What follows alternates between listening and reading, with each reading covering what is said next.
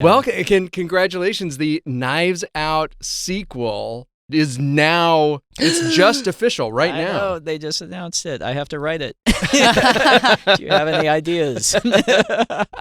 Yeah, I'm really excited, man. You Thank must. You, yeah. What can you tell us about it? You must have some. I mean, I understand that Daniel Craig as Benoit Blanc will be back as that character.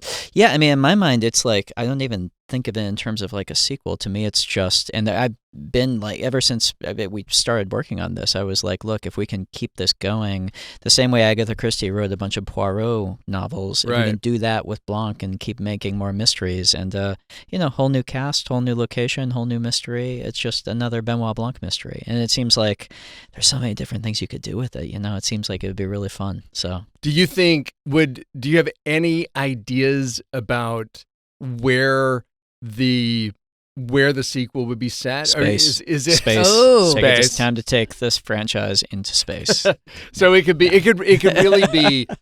really be anywhere. The Benoit Blanc, yes, is the one through line. And that's what's fun about it, is not only could it be set anywhere, but to me, you look at Agatha Christie's books, for example, and it's not like every single one is like a mansion in a family, in a library, in a detective. She, besides setting, she also explored a bunch of different like subgenres. And Then There Were None is essentially a slasher film. It's basically a horror movie. The ABC Murders is kind of like a proto serial killer movie in a way. She found a very different narrative way into each of them, and then just like any movie, you can also thematically you can attack something totally new with it. So Do you think?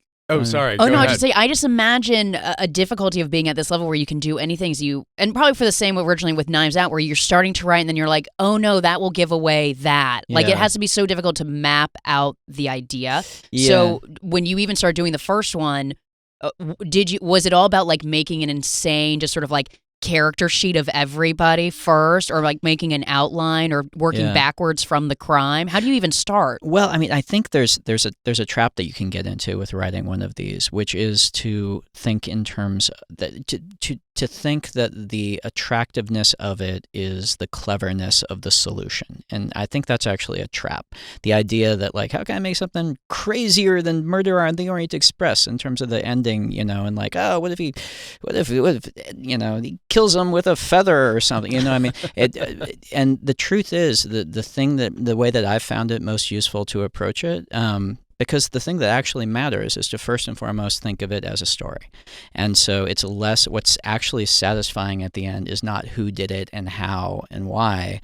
What's actually satisfying is the same thing that's satisfying about any other movie, which is there's a character you've been following that you care about and you're worried about them. And then at the end, in a way that's really satisfying, they come to the conclusion of their arc, and what was started in the beginning is finished. And that's what we did in Knives Out with Marta. I mean, essentially at the ending, it's fun, like the reveal of who did it, but you'll notice the movie doesn't end with that. It ends with the final scene, which shows the real ending of the movie. It's Marta and the family and how they ended up.